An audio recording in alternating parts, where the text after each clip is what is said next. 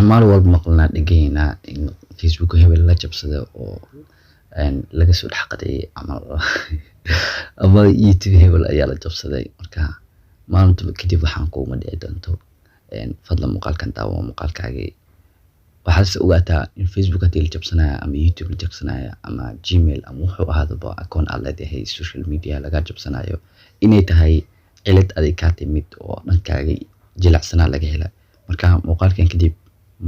ma jiri doonto qof dambe oo ku soo day doon in Facebook kaaga jabsanayo ama YouTube kaaga.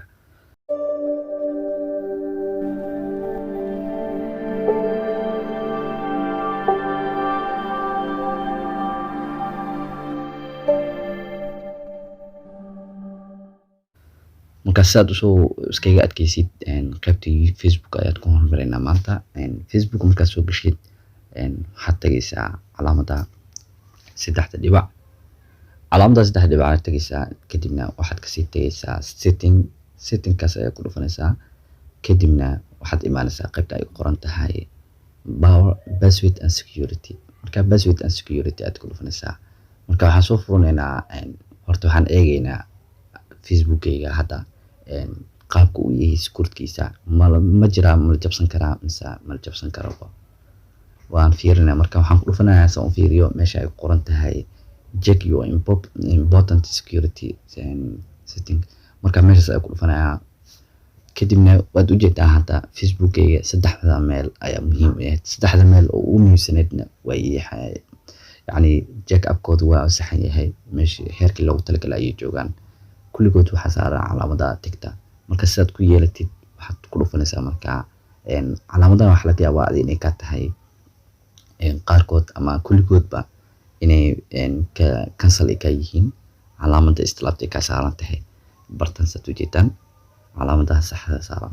marka hadda waxaan ku hormarayaa qaybta ay qoran tahay your password is okay. meesha hadda ay ugu qoran tahay aad waxa laga yaabaa password is not good ama waxyaabo kale inuu ku qoran tahay. marka wuxuu ka baahan yahay Facebook-ka password-ka inaad ka dhigatid inuu la heli karin password strong ah oo aan jabsan karin. waxa ku ogaan kartaa marka in password-ka la jabsan karin inuu yahay password strong wuxuu ku koobnaan karaa marka waxa loo baahan yahay inuu ahaado magac ama magacaas oo xarfo weyn ama xarfo yar uppercase ama lowercase inta ku saysid sidoo kale inuu ku kooban yahay lambar inuu ku jiro sidoo kale calaamado inay ku siiracsan yihiin. saddexdaas qaybad isku ka tagaan Facebook-kaaga password-kiisa marnaba qab ma heli karto ilaa adiga asiisa gacanta ka saartid maahne waana dad ogta markaad gacanta ka saaraysid. sidoo kale had meesha waxaan taalo qaybtan labaad waa two factor authentication is on. two factor authentication is on waxa la dhahaa Facebook-kaaga inuu dhaqaaq markii aad soo galeysay login-ka dheesay oo password-ka markaa gelisid inuu ku diro inaad iska galin password-ka markaa gelisid kadibna Facebook-ka dalq iska soo dhigeen ee ku diro code oo ku diraayo mobile kale ama sim card kale ama Gmail-ka ku xiriirsan ku diro. saddexdaas qayb ayaad u ilaashan kartaa marka qaybtani saddexaad iyadana waxa loo isticmaalaa login alert ayaa la marka login alert waxa loo isticmaalaa marka inuu ku soo ogeysiiyo Facebook-kaaga markii la jabsanayo Facebook-kaaga markii la jabsado marka ama Facebook-kaaga la jabsanayo adina Facebook-kaaga marka soo galeysay ama adiga soo gal ama qof kale soo galaba inuu ku soo ogeysiiyo in Facebook-kaaga qof soo galayo uu Facebook device cusub ama mobile cusub Facebook-kaaga ama computer cusub ama tablet cusub ka soo galay laga soo galay wali goobta uu ka soo galay iyo meesha uu ka soo galay waad ogaanaysaa. marka hadda waxaan ku hormaraynaa meesha ay ku qoran tahay your password marka ku dhufatid kadibna hadii uu password-kaaga mid adag ahayn hadda ayaad ka dhiganaysaa marka mid adag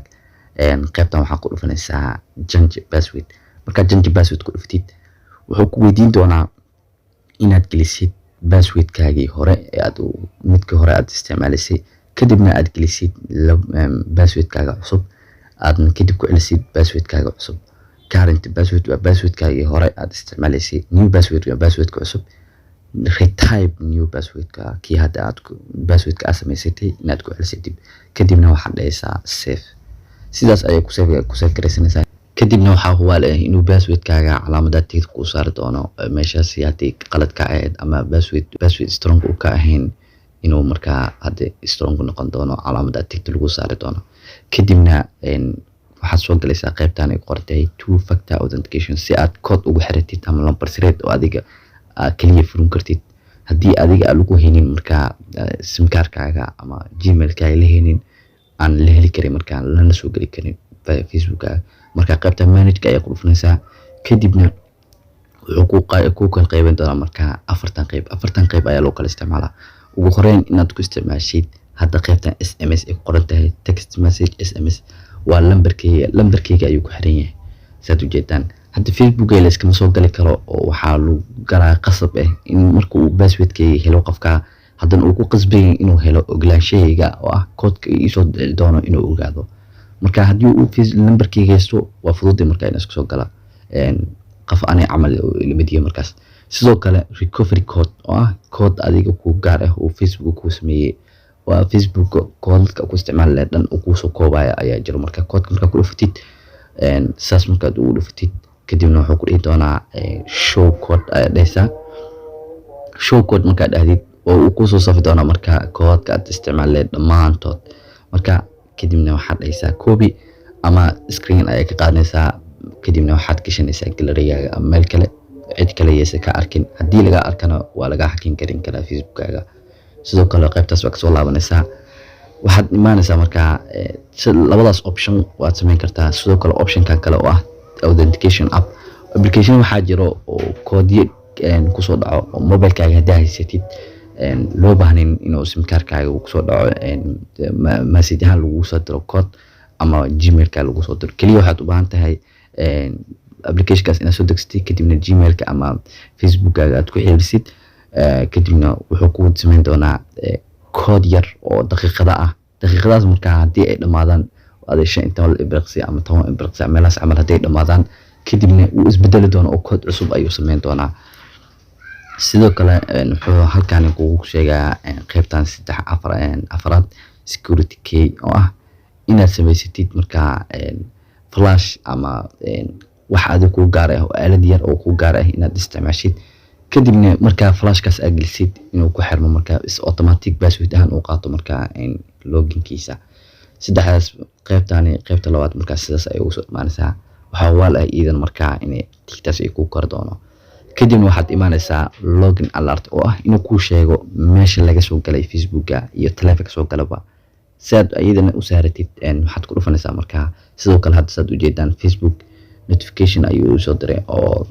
ma soo diri karo Facebookkayga gmailka bis ayuu ku soo dirayaa oo Facebook markaa soo galaba hore kama soo diri karo. marka gmailka labadaas hadday istaan ka yihiin gmailkan igu soo dirdha Facebookkan igu soo dir waayo Facebook maraadan log ahaan ugu jirna laga yaabo ama taleefankii ka baxay marka dhaqaaqaaga gmailka ay kala socon kartaa labadaba on ka dhigo kadibna ka soo laabo waxaa hubaal iyadana inay ku noqon doonto calaamada tigta. marka muuqaalkani intaas ayuu ku saabsan yahay haddaa intaan iska haweysid cidna kuma soo habaysan karto ilaa adiga u ogolaatid oo passwordkadii iyo waxaaga oo dhan aad gacanta ka saartid marka muuqaalkani intaas ayuu ka eegayay. sidoo kale midaan dheeriga aan kugu daray ayaa ah inaad ogaan kartid markaa meesha taleefanada inta taleefan ee taleefanka gmailka facebookkaaga ku jiro marka waxaad ku dhufanaysaa meesha ay ku qoran tahay where you are logged in meesha aad ka soo gashay markaa xagee tahay marka see all ayaad ku dhufanaysaa kadibna wuxuu ku soo saari doonaa inta taleefan ama meelaha ay ka soo galeen dhammaantood waa uu ku soo saari doonaa. marka kaliya haddaa rabtid markaa inaad reebatid active midka hadda ku ah oo mobilka hadda aad ka isticmaalaysid bis inaad reebatid oo inta kale iska saartid waxaad taabanaysaa log out meeshan labadan qayb waad taaban kartaa oo ah log out of all session midaas waad taaban kartaa oo dhammaantood inay ka baxaan kaliya waxa ku harayo midka hadda aad ka isticmaalaysid ama inaad tagtid mobilka aad rabtid inaad ka saartid sidoo hadda kale tab Galaxy Tab A7 kan oo kale inaad ka saaro haddaa rabo waxaan tagaa kaligiisa calaamada 3 dhibac kadibna waxaan dhahayaa log out haddaa dhaho toos ayuu ku baxaya marka sidaas ayay ugu saaran kartaa taleefankaaga una ilaalin kartaa marka in laga jabsado Facebookkaaga.